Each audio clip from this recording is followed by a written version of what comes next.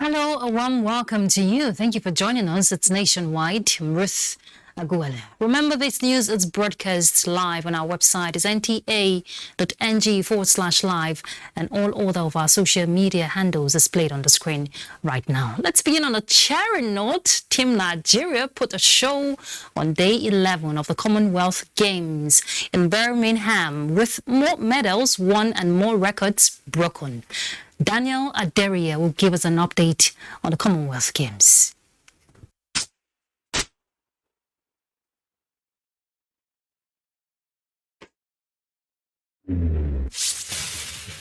Ever heard of the saying, better is the end of a thing than the beginning thereof? Well, Team Nigeria on day 10 of the Commonwealth Games in Birmingham certainly gave credence to this. It all started when track queen and reigning world champion Oluwatobilo Baamushan proved her naysayers wrong by running a game's record time of 12.30 seconds in the finals of the women's 100 meters hurdles, thereby making her the first world champion to become a two-time Commonwealth champion. Watch for Amazon. She's fourth from the left-hand side. Tapper's got away well, and Amazon's under a little bit of pressure. Now beginning to pull away the world champion, the world record holder. She's on her way to a successful title defence. Members on the podium, and so too Charlton of Bahamas. Their first medal, 12.129. Come at the hour, come at the champion. It's a successful title defence and a games record by a country mile. Amazon is on fire this season, and she has forgotten how to lose. Brilliant by the Nigerian. And just when Nigerians were still basking in the euphoria of Tobi Amushan's emphatic victory, she took to the tracks again, this time in the starting leg of the women's 4x1 meters team, and like clockwork, her speed combined with that of Rosemary Chukuma, Grace Nwokocha and Favour Ofili outdid an Elaine Thompson-Hera-led Jamaican quartet and also set an African record.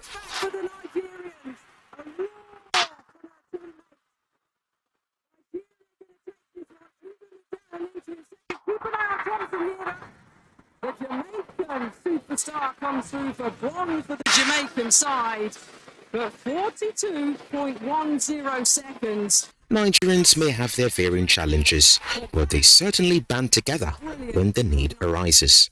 Favour, give us the favour. Come on, Favour. Hey, Favour, sorry. Hey, brother. Hey, Favour, come on. We are in the lead. Nigeria for gold. Yes, my babies did it. Yes. Nigeria Bola first.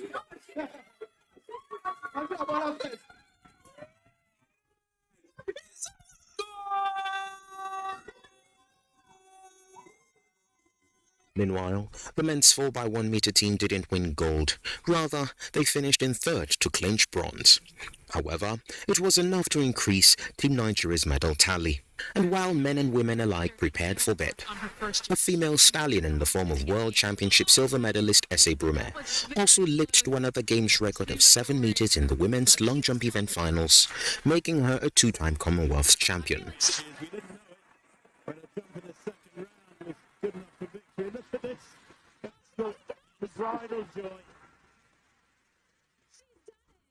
Also, female boxing sensation Elizabeth Oshoba couldn't find her knockout mojo when she faced Irish counterpart Michaela Walsh in the finals of the women's 54 to 57 kg boxing event, thus leaving her with silver. Team Nigeria finished Commonwealth Games as the highest ranked African nation in 7th with a total of 35 medals.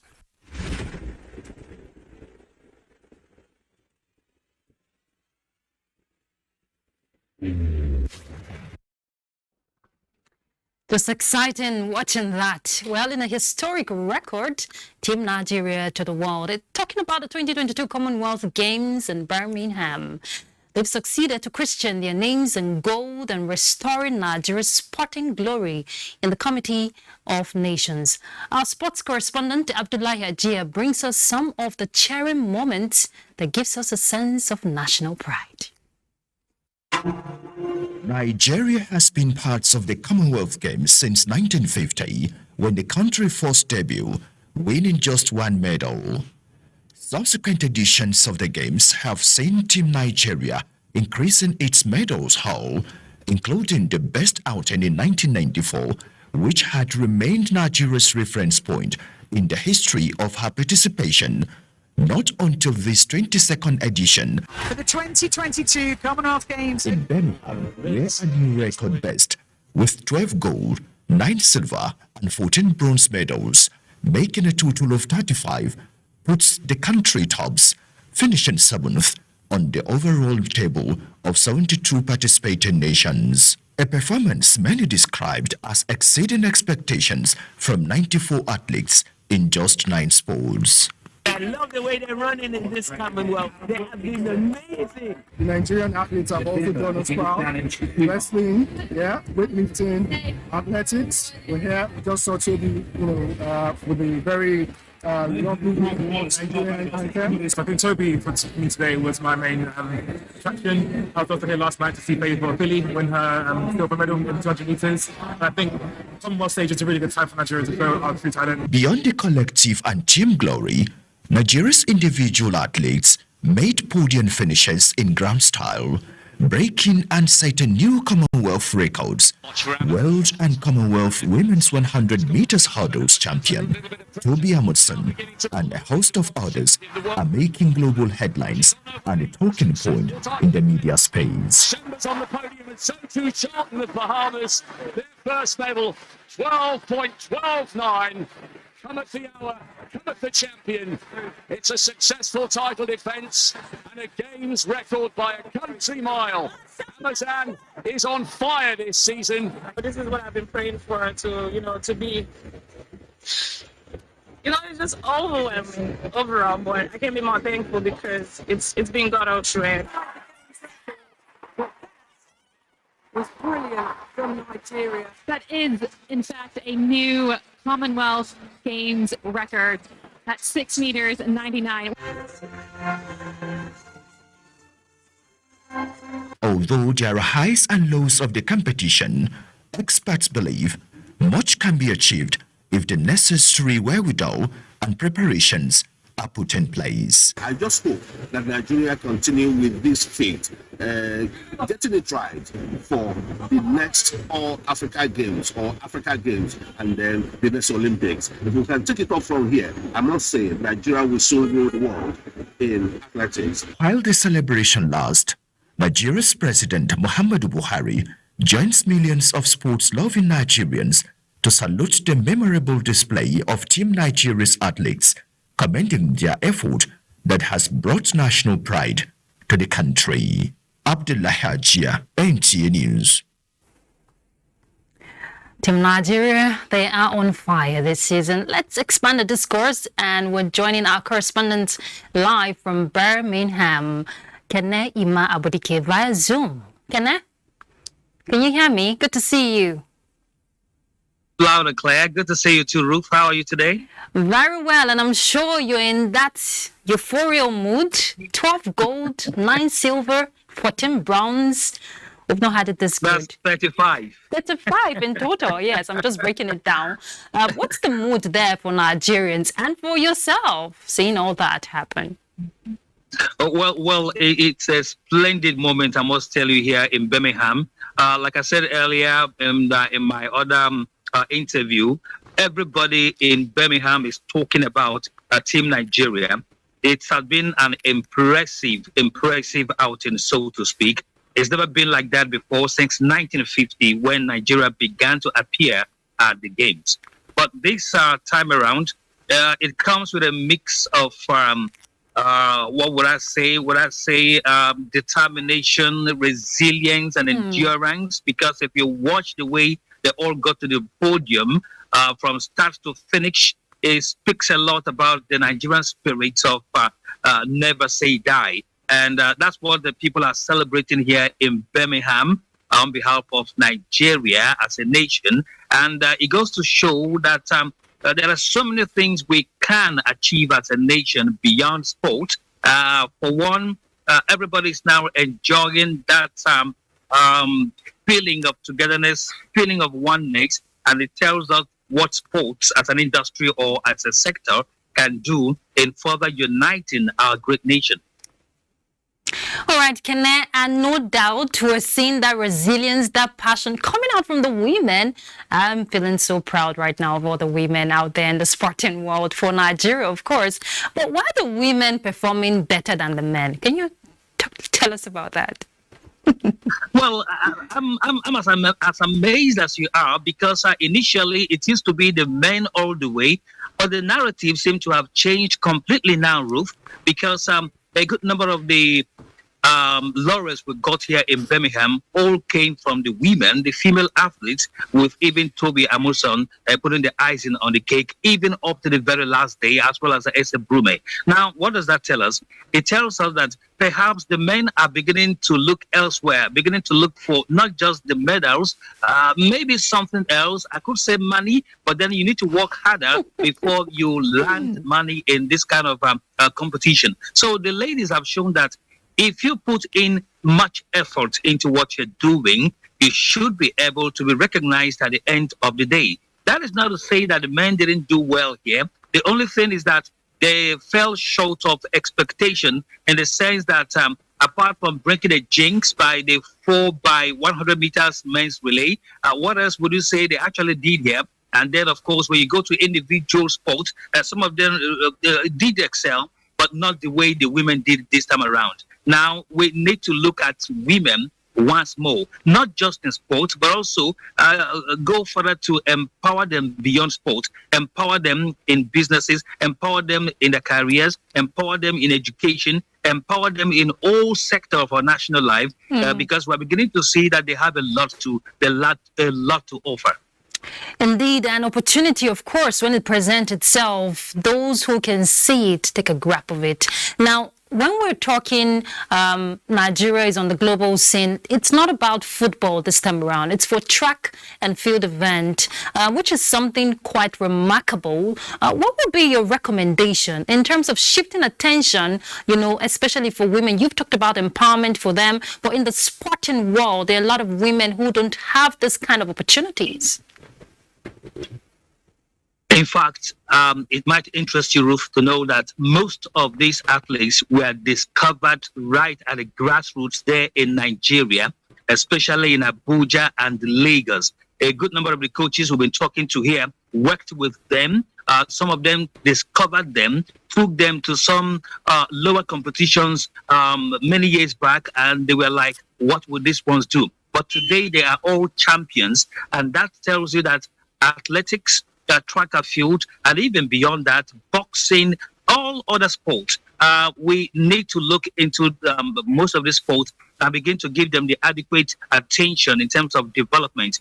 Football has done the nation proud in the past, but we are not getting there any further. Remember, the Super Eagles are not going to play in the World Cup this year in Qatar, but the Super Falcons will be there in Australia and New Zealand. That's how, as far as it goes when it comes to football. We're now looking at the cadet teams to continue to, do us proud in with their exploits. But if we give attention to other sports, I think it will be better for us as a nation, better for us as individuals, and of course for the athletes and officials. Their efforts would have become more recognized, not just nationally or continentally, but globally this time around, because sport is really big business. Look at Toby Amuson, look at Esa Brume, look at Ojunaya Dekoroye, or Blessing Obrodudu, all of them shining to the sky just with what they could do in the terrain of sport. So I think the necessary, or rather the authorities know that it is high time we put more attention into some of these other sports apart from football, so that it will be better for Nigeria as a great sporting nation and of course, Better for Africa, who have been knocking on the doors constantly as far as global sport is concerned. Nigeria is taking the lead. Nigeria has always taken the lead, and we believe that we can sustain it going forward.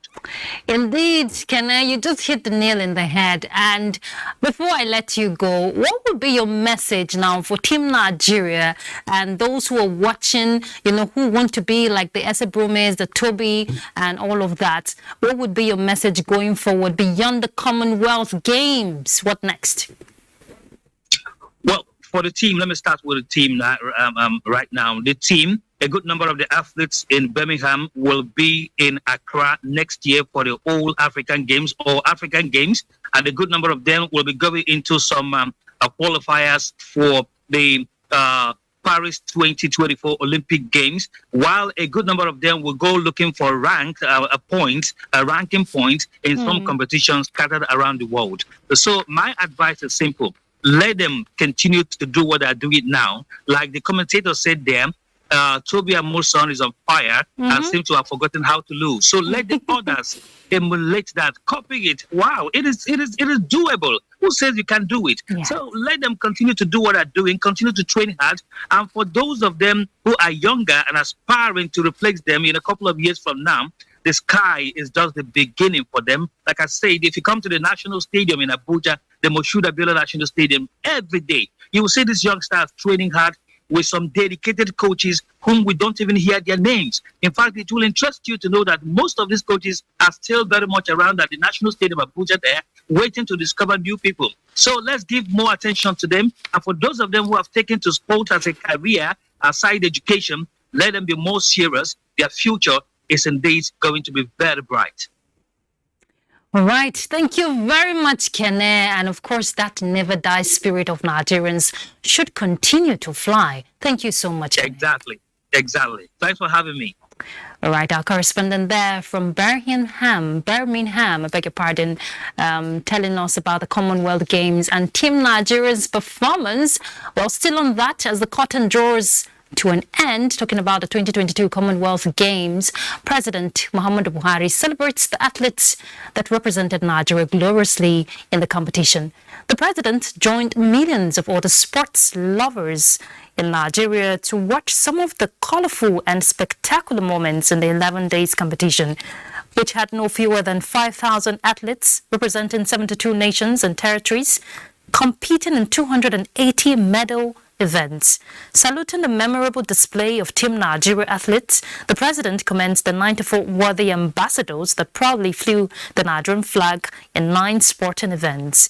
And for those exciting moments when the medalists brought smiles to the faces by breaking world, national and games records, as well as achieving personal bests in their careers. All right, let's turn to other issues. President Muhammadu Buhari felicitates with Minister of Communications and Digital Economy, Professor Isa Ali Ibrahim Pantami, on conferment with a fellowship status by Chartered Institute of Information Security. President Buhari congratulated the minister on the historic recognition, being first and only African fellow admitted into institute amongst 89 other fellows. The president notes the passion, diligence and creativity that Professor Pantami has brought into governance since assumption of office, enabling a convergence and synergy that takes security into full consideration, especially in the global cyberspace. President Buhari also appreciates CISEC for the recognition to Professor Pantami and the effort at providing a community of professionals that work towards protecting the interests and safety of global citizens on the internet. CISEC is the only genuine information and cybersecurity institution granted the Royal Charter of Incorporation status in the United Kingdom since 2018 and saddled with the responsibility to raise the standard of professionalism in information and cybersecurity. In his capacity as Minister of Petroleum Resources and in consonance with the country's drive for foreign direct investment in the energy sector, President Muhammadu Buhari has consented to the acquisition of ExxonMobil shares in the United States of America by Seplat Energy Offshore Limited. ExxonMobil has entered into a landmark sale and purchase agreement with Seplat Energy to acquire the entire share capital of Mobil Producing Nigeria Unlimited from ExxonMobil Corporation, Mobil Development Nigeria INC, and Mobil Exploration Nigeria INC, both registered in USA. Considering the extensive benefits of the transaction to the Nigerian energy sector and the larger economy, President Buhari has given ministerial consent to the deal. ExxonMobil and Seplat are expected to carry out operatorship of all the oil mining licenses and the related shallow water assets towards production optimization to support Nigeria's OPEC quota in the short term, as well as ensure accelerated development and monetization of the gas resources in the assets for the Nigerian economy. President Buhari also directed that all environmental and abandonment liabilities be adequately mitigated by ExxonMobil and Seplat. All right, we'll pause here as we join Michael in Lagos. Michael, I'm sure you're excited about Nigeria's victory. Going back to sports, actually. It's back to you now. It's over to you, rather, Michael. Very excited. It's becoming a woman's world, rather. All the basic infrastructure on the 37-kilometer Red Rail Line project with overpasses from Agbado to Marina will be completed by December this year. Governor Babajide Sanwo-Olu gave the assurance after inspecting the pace of work done on the site of the Red Rail Line project in Lagos. Musa Toliat has details. Governor Babajide Sanwo-Olu, flanked by its deputy Obafemi Hamzat, led a team of executive council members on a tour of the Red Line rail stations and tracks to ascertain the possibility of completing major works on the project before the end of the year. Having visited train stations in Agege, Ikeja, Onipan, Mushin, Oyingbo, and Yaba, Sanwo-Olu reassured residents that the progress made so far shows passenger operations would commence on schedule. Ikeja happens to be the iconic station on the Red Line. And you can see that that station is on a wide expanse of about 240 meters. In clear times, that's the size of almost 3 football fields. We all saw it. And it's at roof level. It's going into completion, and all of the furnitures that needs to make it a first-class train station. You can see that we're on track with it. Sanwo-Olu, however, said there are plans to introduce permanent fencing system to curb incessant trading on train tracks on Yaba to Agege corridor. Similarly, in Yaba, you could see that Yaba looks a lot better in terms of selling on the track. It's a lot better because the conversation has been had with them and they started clearing it up. The whole of Yaba, there's a lot of pedestrian movement. So from the train station to the bus station and going into the market, it's all going to be pedestrianized. There's going to be a lot of leg and walk movement, on that. And that's the plan that we'll have for that. The governor hinted that plans are on to regenerate the area surrounding the Onipan Mushin train station.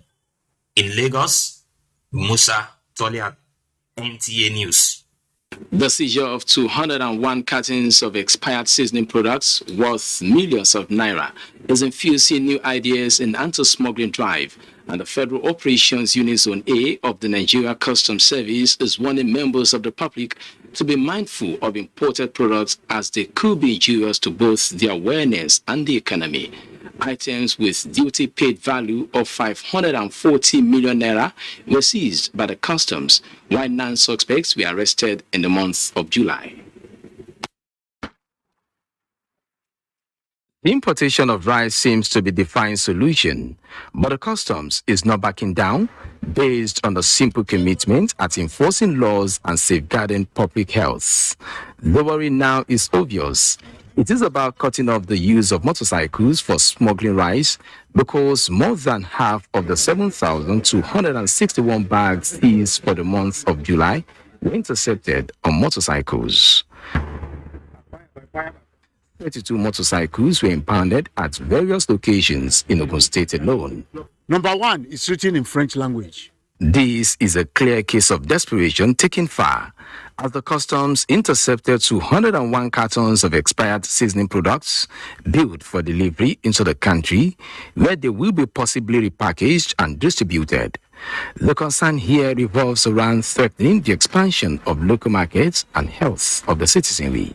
From where this was intercepted, I've already given them marching order to ensure that all vehicles coming through that place is stopped and frisked adequately. Another case of false declaration leads to the seizure of this container at Mile 2 after the manifest indicated that the contents are used motorcycle spare parts, only for the customs to discover they are aluminium profile. The Federal Operations Unit Zone A of the Customs Service says aluminium profile are dutiable, but the motive for the false declaration is to just change the country. A trend the customs warned will henceforth come with heavy punishments. Do not forget to follow this news broadcast live on our website at nta.ng/live and on our other social media handles displayed on your screen for updates. Time for some messages. The news continues shortly. Please stay. Welcome back. Recent records from the National Primary Healthcare Development Agency indicates that about 40 million Nigerians have already taken at least a first dose of COVID-19 vaccination amidst the 54.4 million doses administered so far to provide adequate protection from the deadly virus. Having observed, however, that the rate of vaccine acceptance among people could determine the successful control of the COVID-19 pandemic, the National Primary Healthcare Development Agency is scaling up its strategy for accelerating the integrated COVID-19 vaccination initiative. This it hopes to achieve through the involvement of community leaders and canvassers at the grassroots. The people of which you know that a good percentage are not vaccinated or maybe carrying the virus without having symptoms, you are at risk. So the strong advisory is to keep your mask on under those circumstances. The valuable commitment and support of the Federal Ministry of Health in coming up with this laudable initiative, I believe, is phenomenal, because that would help us push out the millions and millions of vaccines. Skills 3.0 will ensure visibility of vaccination teams on EMIT platforms, as well as data access and use for action at subnational levels. The nationwide COVID-19 vaccination program kicked off on 5th March 2021. The Nigerian Armed Forces has taken steps to ensure officers on the field are mentally sound to confront emotional challenges. This will also upskill troops, combat efficiency in ongoing counterinsurgency operations in the Northeast by reducing emotional trauma experienced at the war front. A lot of people feel it is only those who have contacts with problematic situation that can be stressed, forgetting the fact that the society itself is full of factors that will contribute to stress. And the families of soldiers, families of airmen and naval victims are being affected. So we now feel the best thing is to bring a crossbreed of every sector of Nigeria together. Let us look at the issue rather than being judgmental and saying somebody's mad or has mental problem. There might be issues, there might be way by which we can manage and reduce the risk involved. One of the big things in the military is that it's not that there's no mental health, mental illness, no mental health conditions, but because of the stigma that is associated with it, people don't want to talk about it. But when a program like this increase awareness, and also there's a component of the course that talk about resilience. Courses like this shows them better way to cope with mental health, even at the war front, and also make room for them that you can talk about it. We are here to help you. Participants were drawn from the military and also civilians across the country. The Disciplinary Committee of the Radiographers Registration Board of Nigeria has suspended Dr. Anthony Chukwuka Ugu, a lecturer in the Department of Radiography in Nnamdi Azikiwe University, Oka, Anambra, and the owner of St. Michael Diagnostic Center in Newi, Anambra State, who was found guilty of various acts of unethical behavior in contravention of the Code of Conduct and Ethics of the Radiographers Registration Board of Nigeria. Registrar of the board, Professor Mark Okeji, says Dr. Anthony Ugu refused to honor invitations by the investigative panel, so the last option of the panel was to suspend him for 2 years, within which time he will cease from practicing as a radiographer.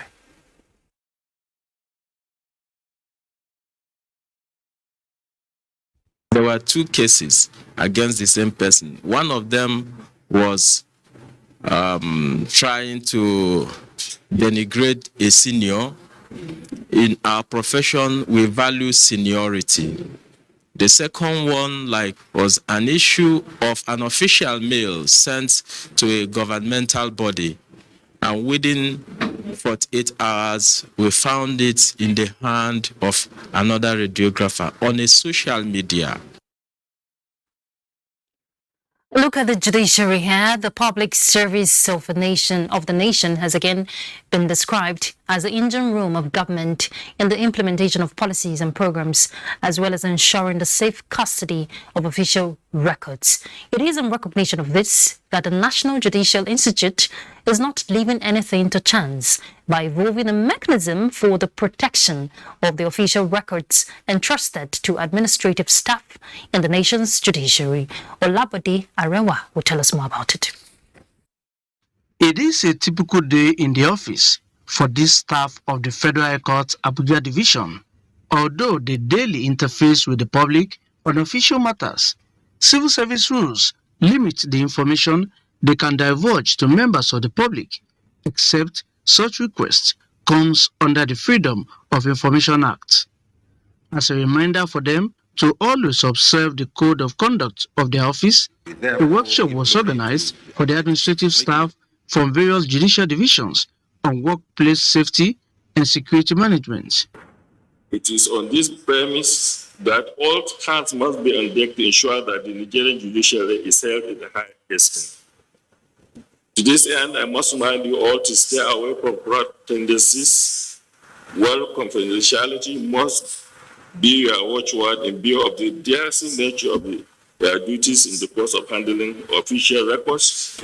As a confidential secretary, I believe this workshop will be of immense and knowledgeable activity for me. I saw the topics for the talks and they are very, very interesting. So I'm expecting to learn new things to go and apply in my office.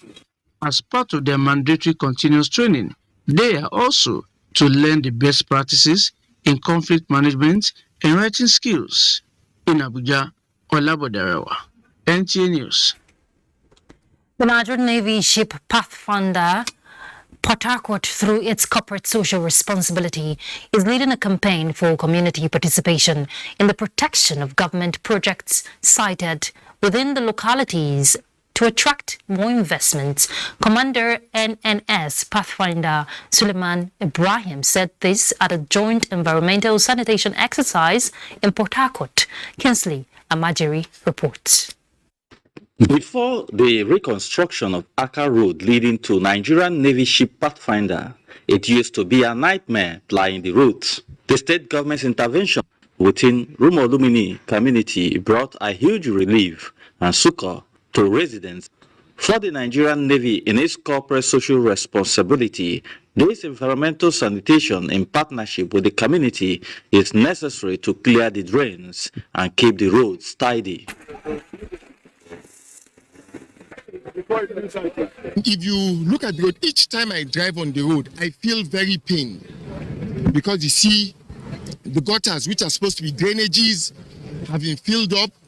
The roads are already taken over by sand.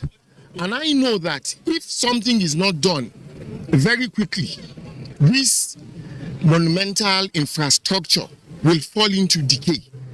Residents of the area were also happy with the Nigerian Navy for this initiative. The head is wet, so this thing they are doing is good. No, they do like this every Saturday, every month. People living around the area will have a new air.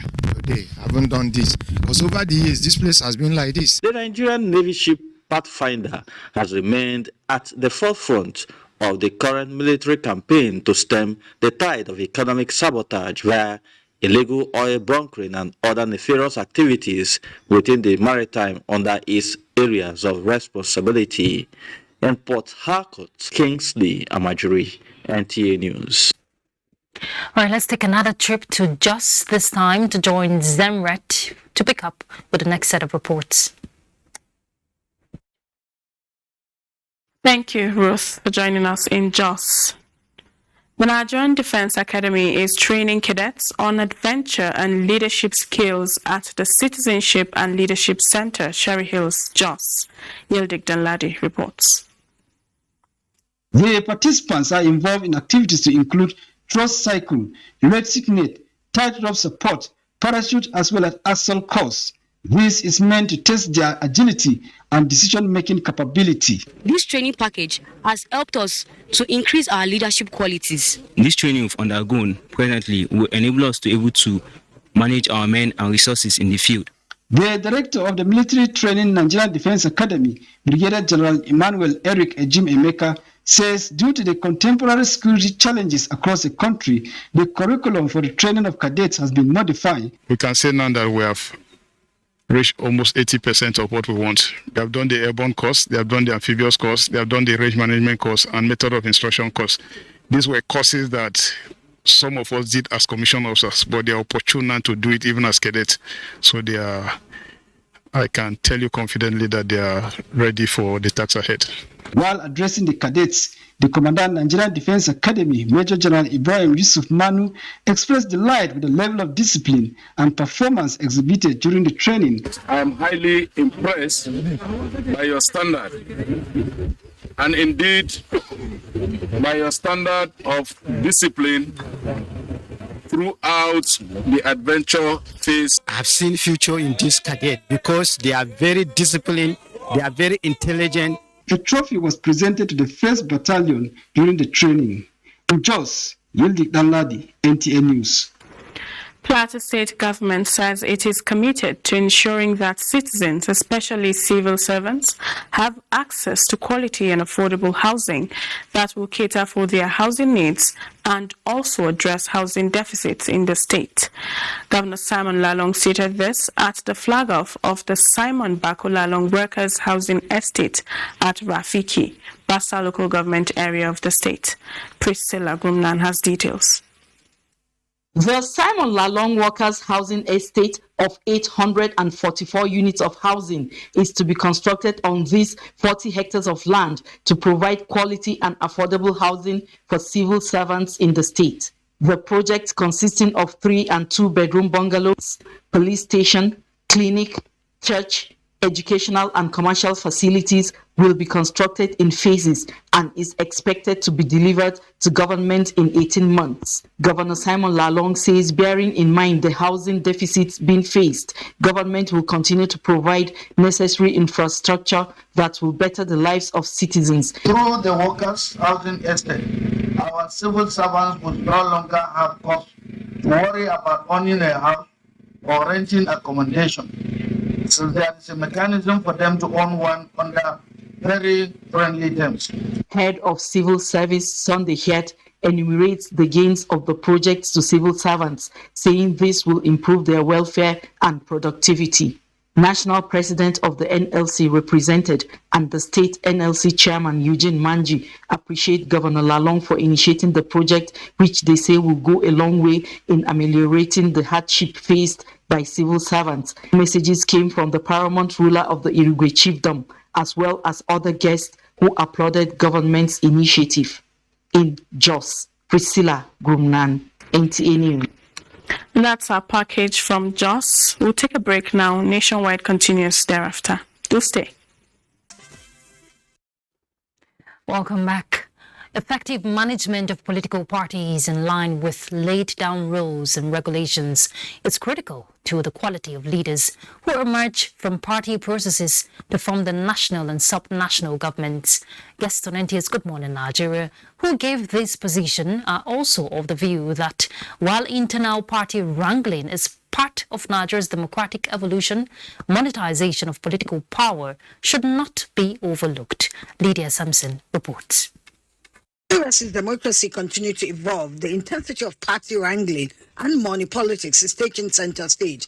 While some believe in democracy, money speaks, others say any community where the highest bidder without regards for good governance takes the day spells doom for masses. If money is not the population and people are bidding for an office, the person that has more money will definitely throw more money to gain an advantage. What is important is that whoever becomes our leader respects our constitution, we expect the manifesto of his own political party, is committed to the welfare of the people, even as we have in the constitution. What I'm saying here is that we shouldn't actually make use of money to bribe people, to take away the right of a people. You call on a delegate and you ask him to swear by the Quran or by the Bible that before I give you this particular money, you have to swear that you're going to vote for me. So if we allow freely the use of money within the political primary environment, then it means that even a madman could actually purchase a political power. There is also clamor for government intervention, given the crucial role of party primaries in determining national leaders. What we have taken today, like you have said, is a wrong path to develop a democracy and develop a nation, where you find that people come and then all you need to do was to fill your pocket or fill your briefcase with dollars and then come and then buy up anybody. You could be a killer, you could be anything. The man does not even want to know what your name is, not to even talk about your track record. All he wants to know is how much dollars is he paying. That's what our democracy has become, plutocracy. And we cannot afford to have this. The whole world is looking up to Nigeria for leadership. The money politics, they noted, may not be the ideal, but a stage of the nation's democracy that may give way with more awareness amongst electorates. They emphasize the need for political cooperation and consensus building rather than degenerative political wrangling and rivalry. In Abuja, Lydia Sampson, NTA News. Beneficiaries of the federal government's national social investment programs in Imo State have been urged to ensure effective utilization of funds provided by the government in boosting their businesses for maximum productivity. This formed part of the message of the Minister of Humanitarian Affairs, Disaster Management and Social Development, Sadia Umar Farouk, at the flagging off ceremony of the second phase of enumeration exercise for prospective beneficiaries. Faith Igwilo reports. Small business with it. And when you start this small business, you are out of poverty. The enumeration exercise for prospective beneficiaries of the federal government national social investment programs, comprising trader money, farmer money, and market money across the 27 local government areas of Imo State, is aimed at ensuring hitch-free processing of their interest-free loans applications. The Minister of Humanitarian Affairs, Disaster Management and Social Development, represented by the Imo State Commissioner for Humanitarian Affairs, Disaster Management and Social Development, Rabiu Ibrahim, made it clear that mismanagement of the federal government's social investment programs will not be tolerated. She enjoins beneficiaries to ensure accountability. We have independent monitors set up by Federal Ministry of Humanitarian Affairs. They are the ones that go to every local government to monitor the activities of these 4 programs. Once they get this money, they should use the money judiciously. The money is a loan and they are expected to pay back the loan when the federal government requests for it. So when the money is disbursed, we actually follow up on these beneficiaries, what they do with this money. Some of the prospective beneficiaries commend President Muhammadu Buhari for initiating the poverty reduction programs designed for the less privileged. The government have been doing well. As you can see, everybody is fine. We are invited to come and for empowerment. Enumerated applicants of the National Social Investment Programs are expected to receive alerts of the interest-free loans at the end of this exercise. In Owerri, Faith Igwilo, NTA News. Beneficiaries of the 20,000 naira one-off grant in Bayelsa State have commended the federal government and the Ministry of Humanitarian Affairs, Disaster Management and Social Development for the gesture. Timipre Ohia reports that Minister Sadia Umar Farouk said the gesture is in line with the federal government's policy to eradicate poverty. The 3-in-1 activity by the Ministry of Humanitarian Affairs, Disaster Management and Social Development includes provision of grant to over 3,000 vulnerable persons, flag off of digitized payment for conditional cash transfer, and the onboarding of independent monitors Stream 2 program in Bayelsa State. The initiative is a demonstration of government's resolve to better the lives of the poor and the vulnerable in the country, as well as to strengthen the capacity of the onboarding of independent monitors Stream 2 program for effectiveness and efficiency. Beneficiaries of the grants, including a physically challenged, gift wishful, are appreciative of the gesture and promise to leverage on it to better their lives. I'm into frozen food business. I sell ice fish, chicken and other food stuff. This will go a very long way. I run a POS business, so I'm going to add it to my capital. Minister of Humanitarian Affairs, Disaster Management and Social Development expressed federal government's commitment to improving the lives of the poor and vulnerable people in the country. This money is meant for you to please go and start your business. And for those of you that have business already, you to your capital. The minister is confident that with the support of the Bayelsa State government and other stakeholders, the country will be on track of lifting 100 millions of Nigerians out of poverty by 2030. In Yenagua, Timinapri, Ohia, NTA News.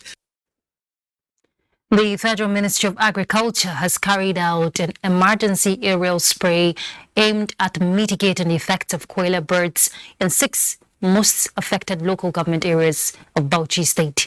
Bolak Afsa reports that similar exercise was conducted in Gombe State. The quilla bird is a transboundary pest capable of causing mass destruction on crops, especially cereal crops. To mitigate the effect of this destructive bird, the Federal Ministry of Agriculture and Natural Resources carries out aerial spray twice every year. We at the Ministry of Agriculture, we normally conduct the survey and feed the data to the Federal Ministry of Agriculture State Office. So already coordinates of where these pests are located, including their roosting points, including where they normally migrate to go and feed and come back and carry out their destructions, have already been identified. Have some specific areas where they have roosting areas. Since it's an emergency, the state government have been invited to also tally in to give their counterpart so that it will cover a large area. The federal government, through the Federal Ministry of Agriculture, deem it fit to control this menace in order to reduce the destructive effect of this birds on cereal crops. This is in order to enhance food availability and security in the country. The exercise is ongoing in 11 states in the country, and that of Gombe has been completed. In Bauchi, Bulak Afsa, NTA News. And that's nationwide. Thank you very much for your company. Do remember to join NTA in the fight against rape and rapists. I'm Ruth Aguele. Enjoy your evening.